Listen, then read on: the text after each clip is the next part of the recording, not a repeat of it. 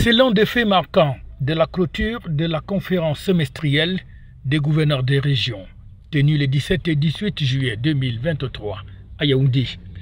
Paul Atanga Ndji, au nom du chef de l'État, remet des distinctions honorifiques à deux gouverneurs.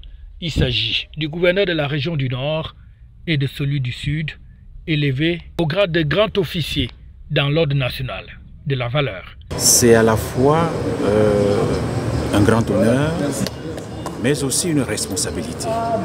Responsabilité d'être un modèle et de pouvoir permettre aux plus jeunes de suivre cet exemple et d'améliorer au quotidien ce que nous avons de plus cher, garder notre pays, le protéger et le chérir.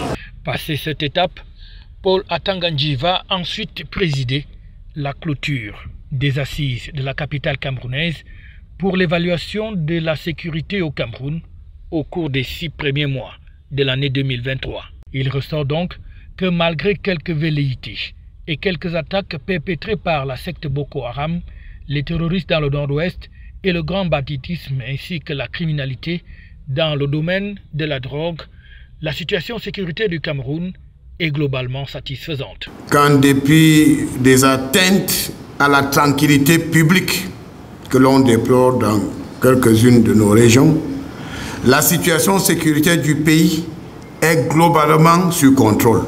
Un calme relatif règne sur l'ensemble du territoire national.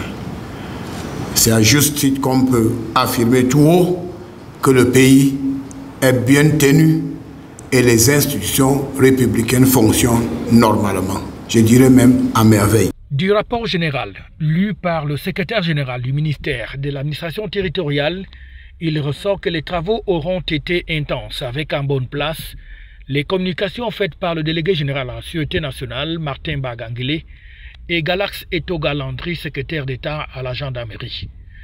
Deux communications qui reconnaissent quand même quelques situations à déplorer sur l'ensemble du territoire national, mais qui sont aussi bien reprises en main par les FMO et les autorités administratives. Et pour finir, le ministre de l'administration territoriale va donner des recommandations précises sous les très hautes directives du chef de l'État aux 10 gouverneurs des régions du Cameroun.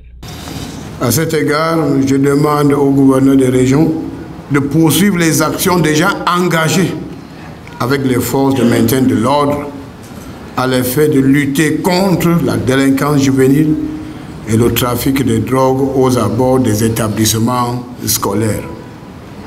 Dans ce sillage, je vous recommande, monsieur le gouverneur, d'encourager le corps enseignant et administratif à dénoncer systématiquement aux forces de l'ordre les individus suspects errant autour des établissements scolaires.